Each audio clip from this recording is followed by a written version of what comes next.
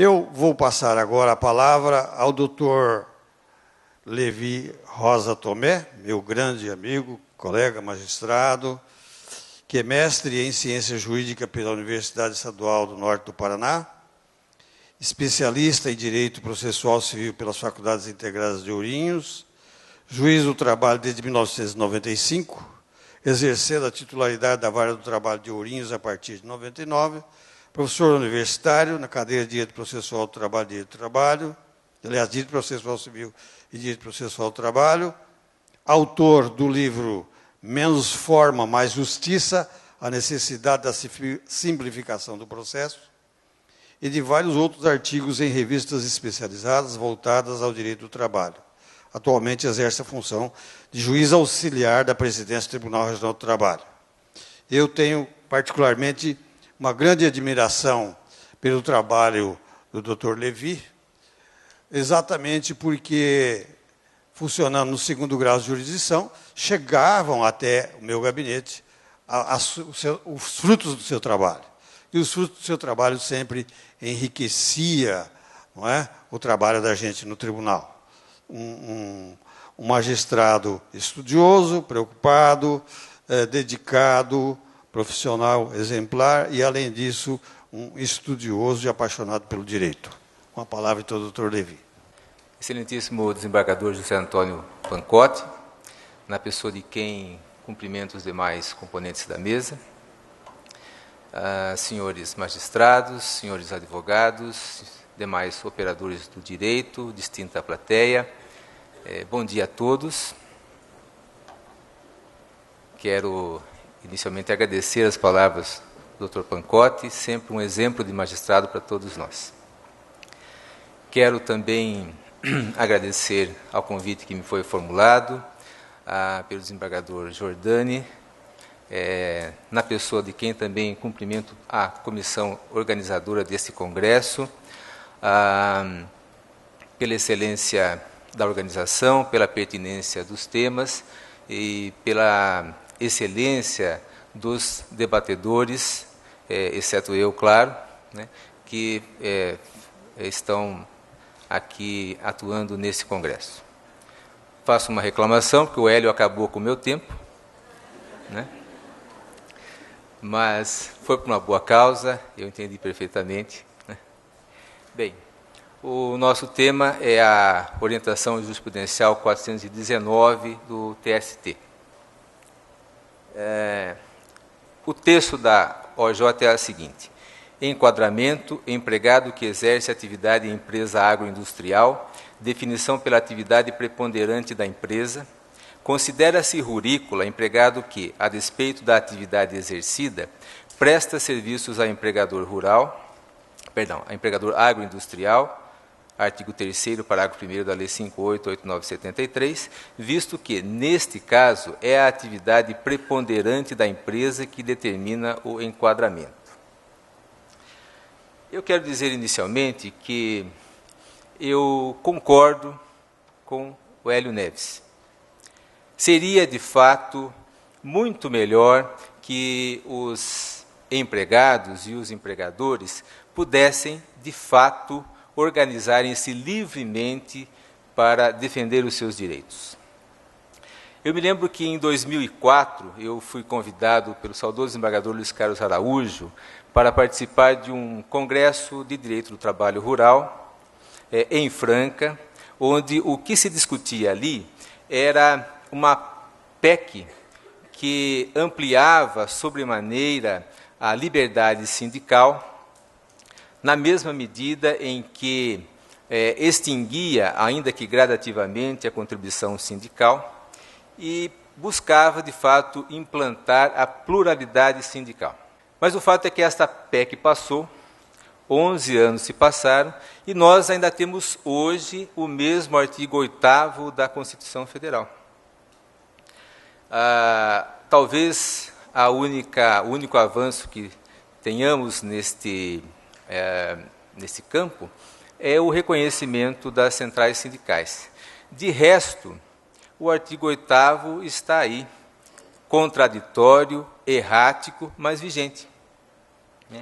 esse mesmo artigo 8º que prevê liberdade sindical, prevê a proibição de autorização para o funcionamento dos sindicatos, prevê a não intervenção estatal nos sindicatos, também prevê unicidade sindical, proibição de estruturação de um sindicato de mais de um sindicato numa única base territorial, contempla a contribuição sindical com feições parafiscais, portanto, obrigatórias, contempla o sistema de estruturação sindical por categorias.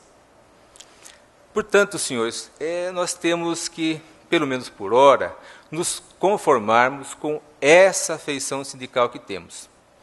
Por mais que, como disse Hélio Neves, os trabalhadores devam se organizar segundo o seu interesse econômico, segundo o seu interesse na melhoria de suas condições de trabalho, há um óbice estabelecido pela própria Constituição Federal. Não se pode, portanto, desconsiderar o sistema sindical previsto na Constituição Federal. O José Joaquim Gomes Canutilho, jurista de renome português, ele fala do conceito histórico de Constituição para dizer o seguinte, que é o conjunto de regras e de estruturas institucionais conformadoras de uma dada ordem jurídico-política num determinado sistema político-social. É exatamente isso que temos aqui. O artigo 8º da Constituição Federal, ele representa o consenso possível na Constituição de 88. Lá, forças antagônicas se digladiaram, parte delas pretendendo uma verdadeira revolução sindical, no sentido da liberdade sindical ampla e restrita, e parte dela ainda resistia a essas mudanças, a ponto de pretender que o sistema continuasse a mesma coisa. E o que nós tivemos, então, foi exatamente esse antagonismo, mas o antagonismo que foi reconhecido constitucionalmente. Era o consenso possível à época da Constituinte de 88. Nesse contexto, então, a Constituição Federal legitimou ou recepcionou os artigos da CLT que disciplinam o enquadramento sindical por categorias econômicas e profissionais. A Constituição Federal recepcionou todo o arcabouço legal que já disciplinava a questão do enquadramento sindical, salvo naquilo que a antiga legislação se mostrasse inconciliável com a nova ordem. Daí, portanto, a conclusão de que os artigos 511 e seguintes da CLT foram recepcionados. E esse artigo 511, especialmente os seus parágrafos, disciplinam de que forma se estrutura o regime sindical brasileiro. Disciplina a estrutura sindical brasileira a partir de categorias econômicas e profissionais. Diz lá o parágrafo 1º, a solidariedade de interesses econômicos dos que empreendem atividades idênticas, similares ou conexas, constitui o vínculo social básico que se denomina categoria econômica. E o parágrafo 2º, a similitude de condições de vida oriunda da profissão ou trabalho em comum em situação de emprego na mesma categoria econômica ou em atividades econômicas similares ou conexas, na mesma atividade econômica ou em atividades econômicas similares ou conexas, compõem a expressão social alimentar compreendida como categoria profissional. Ou seja, o nosso sistema sindical está estruturado sobre categorias econômicas e profissionais. Nossa estrutura sindical tem por base a teoria finalística, ou seja, é a partir da categoria econômica do empregador que se estrutura a categoria profissional do empregado. E é neste ponto que, para mim, com todo respeito, se aflora o primeiro questionamento relacionado ao OJ 419. Eu vou voltar aqui o texto da OJ. Enquadramento. Empregado que exerce atividade em empresa agroindustrial. Definição pela atividade preponderante da empresa. Considera-se rurícola empregado que, a despeito da atividade exercida, presta serviços a empregador agroindustrial, visto que, neste caso, é a atividade preponderante da empresa que determina o enquadramento. Considerada a atividade preponderante da agroindústria, com todo respeito ao que já foi debatido aqui, não é possível entender que todos os trabalhadores da agroindústria sejam rurais. Se nós deixarmos de lado as peculiaridades da agroindústria, que o Dr. William já colocou e eu pretenderei colocar mais à frente, se nós nos abstrairmos dessas particularidades da agroindústria e focarmos no produto final da agroindústria, um produto objeto de transformação industrial, todos os empregados da agroindústria seriam considerados industriários e não rurícolas. Essa, inclusive, já foi tema de debates, já foi alvo de questionamentos, inclusive quanto à súmula 57 do TST, que dizia exatamente isso. Ou a súmula 196 do STF, que até hoje ainda trilha esse caminho, muito embora me parece que ali não está bem claro a questão da realidade da agroindústria. Então, este, senhoras e senhores, é o primeiro questionamento que eu faço em relação ao OJ 419.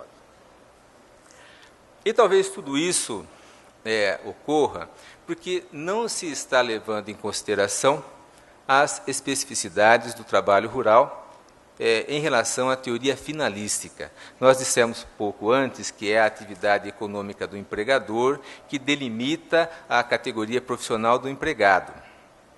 Teoria finalística. Aqui no trabalho rural, nós temos também a adoção da teoria finalística, mas com algumas especificidades que fazem parte da própria categoria profissional rural.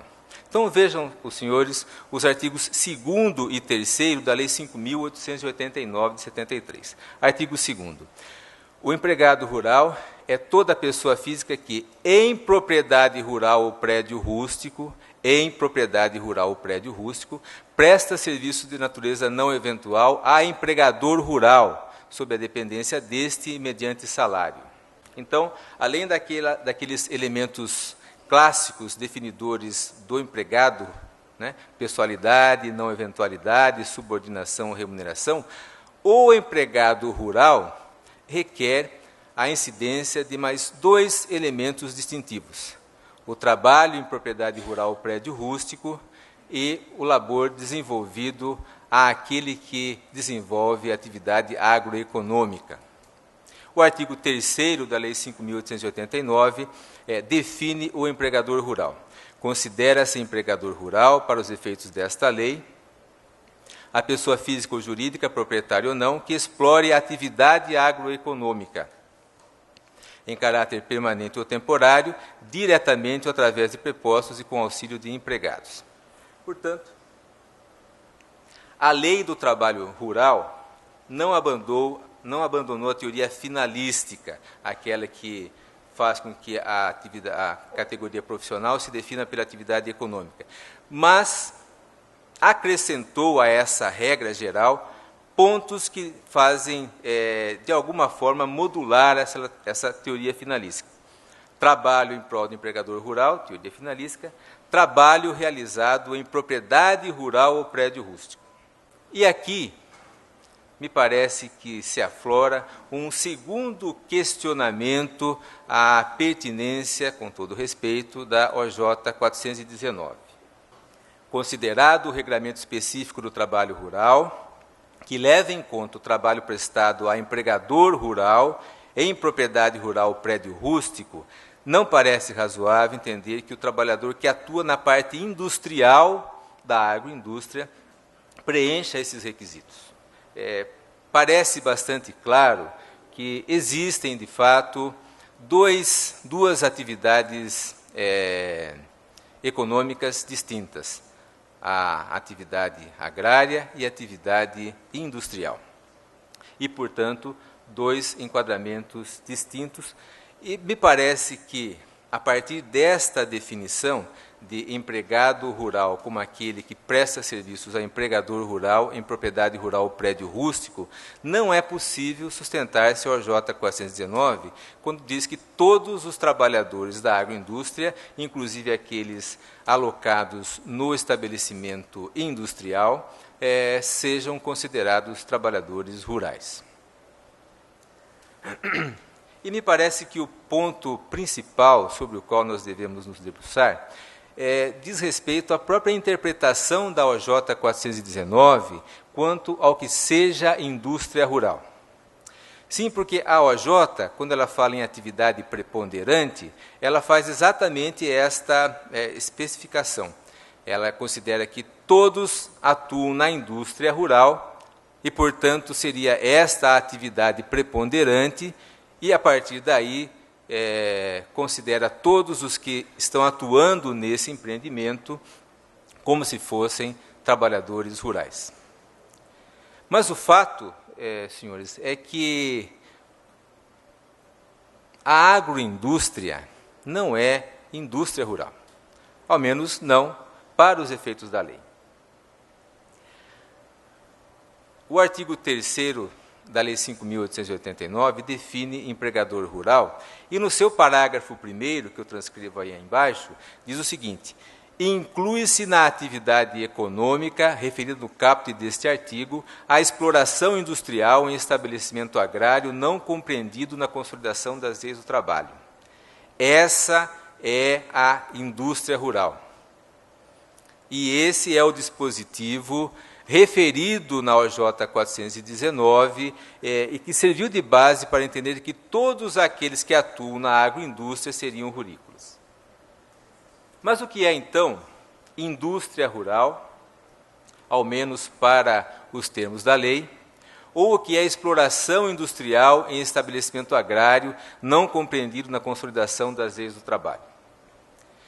A resposta está no Decreto 73.626/74, que regulamentou a Lei 5.889, que é a Lei do Trabalho Rural.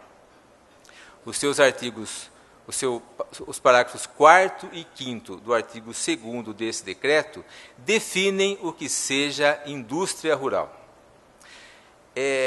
Esse decreto tem sido criticado pelo ministro Maurício Godinho Delgado, que entende que o decreto, quando elencou atividades que seriam consideradas indústria rural, ele estaria restringindo direitos e, portanto, seria inconstitucional, porque estaria fazendo o papel da lei, do legislador.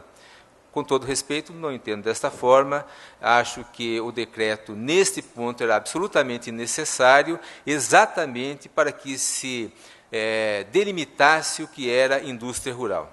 E assim o fez esse decreto. Parágrafo 4º.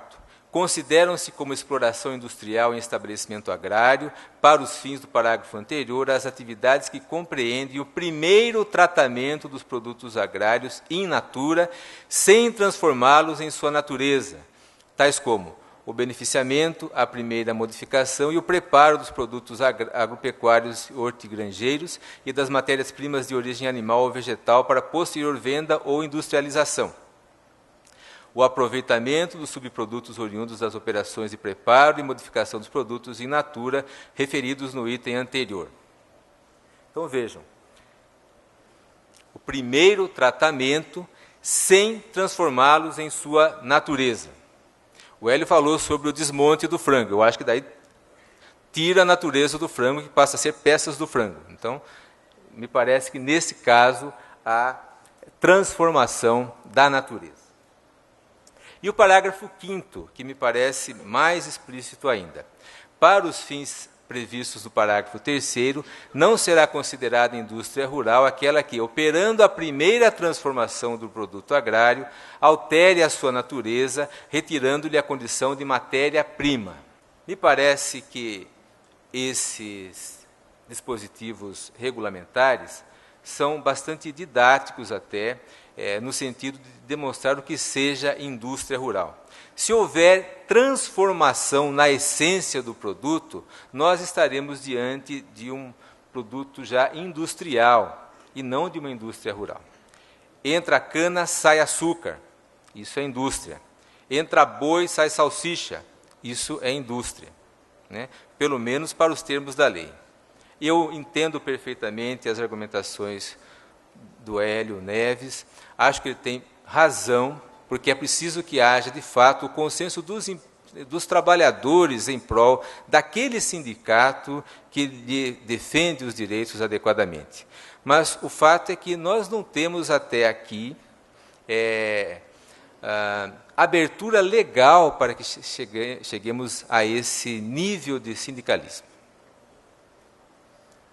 E trago aqui alguns juristas que entendem desta mesma forma. Então, Alice Monteiro de Barros.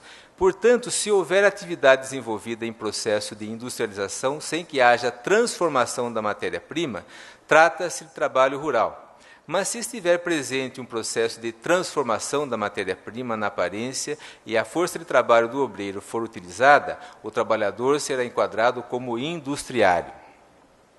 Indústria rural é o conjunto das atividades econômicas as quais, em fase primária de industrialização, utilizam matéria-prima de origem agrícola nas próprias regiões de cultura, sem imprimir à mesma transformação essencial, mas indispensáveis para tornar o produto utilizáveis e comerciáveis pelos produtores ou isoladamente. Essa é uma definição de Malta Cardoso.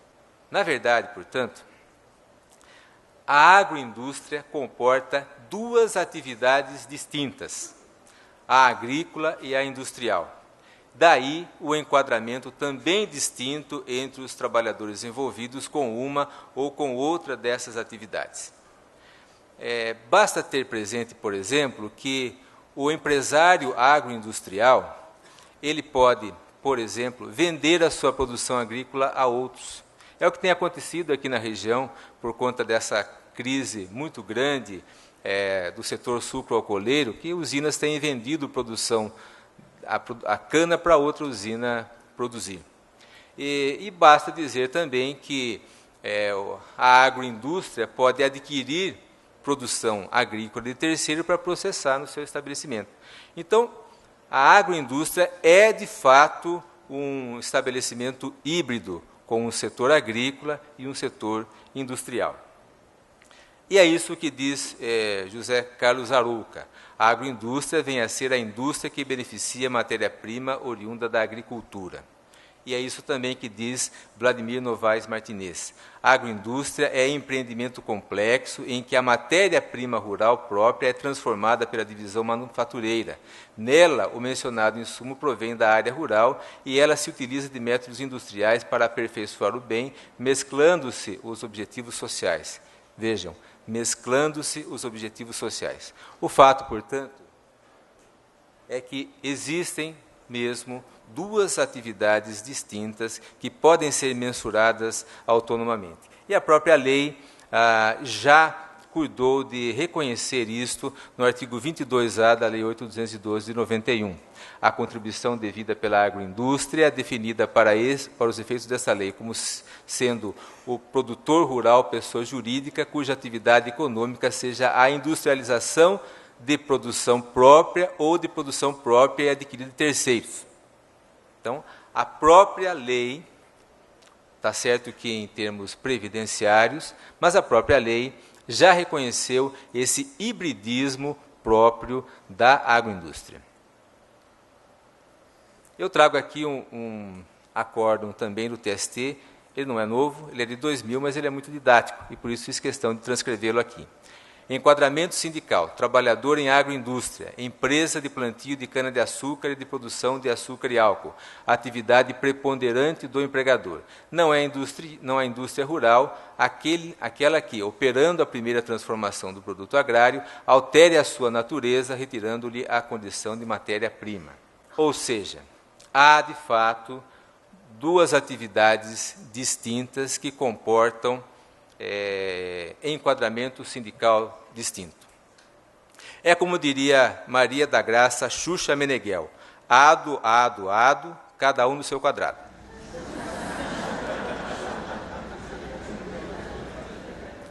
Bem, eu já caminho para o encerramento. Acho que o sistema sindical não está completamente amadurecido, é preciso avançarmos ainda mais, é preciso chegarmos a este estágio que quer o nosso sindicalista Hélio Neves, no estágio em que os próprios trabalhadores livremente possam formar o seu sindicato representativo, e acho que isso nós só conseguiremos mais à frente, fruto de muito debate, de muita luta de todos nós. O que fez a Constituição Federal de 88 foi apenas cristalizar o consenso possível àquela época. Eu quero aqui agradecer novamente a oportunidade que tive. Quero dizer que estou muito feliz por estar aqui. Estou muito honrado pelo convite que me foi feito. Quero dizer que a minha alegria é também muito grande, porque Marília é uma cidade que aqui eu tenho muito carinho, principalmente porque está perto de Ourinhos. Aliás, Marília acho que faz parte da Grande Ourinhos, salvo engano. Né? E fico contente porque Ourinhos é a minha segunda terra natal, vi muitos ourinhenses aqui. Muito obrigado a todos, bom dia.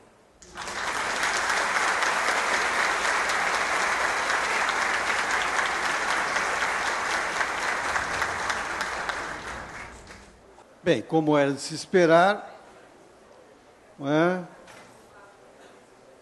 O doutor Levi faz uma brilhante palestra, com uma abordagem bastante abrangente, enfrentando uma questão dificílima no conceito do que é empresa rural, o que não é empresa rural. Isso é muito complexo mesmo. O debate é muito grande em torno disso, mas fica aí colocadas as posições, a posição muito nítida e muito bem fundamentada na própria legislação vigente. O problema é que a nossa legislação, às vezes, fica um pouco distante da realidade, do mundo, dos fatos, né? A dinâmica, o legislador não acompanha a dinâmica dos fatos. E daí a nossa dificuldade, os operadores do direito sempre encontram dificuldade nesse sentido. Mais uma vez, eu agradeço a oportunidade de participar deste evento, principalmente por ter a oportunidade de participar de um painel com pessoas que se dedicaram ao tema com profundidade. Eu não teria nada a acrescentar. Apenas penso que a redação da súmula 419 deixa muita dúvida, não é? E deixa essa perplexidade na interpretação do enquadramento sindical rural, e espero que a proposta de revisão da 419 venha aclarar melhor a visão do Tribunal Superior do Trabalho a respeito do enquadramento sindical rural. A notícia que se tem é de que vai nortear o debate no Tribunal Superior do Trabalho a atividade preponderante das empresas. Resta saber como é que ficará o debate do que seja atividade preponderante em empresas de atividades dúplices, como é o caso da agroindústria, seja da cana, da laranja, da extração de látex, e tantas outras, inclusive de reflorestamento e produção de madeira e tudo mais. Eu me dou por satisfeito pela participação nesse congresso, agradeço mais uma vez ao colega Jordani, ao desembargador presidente do TRT da 15ª Região, e a todos os senhores, e dou por encerrado este painel.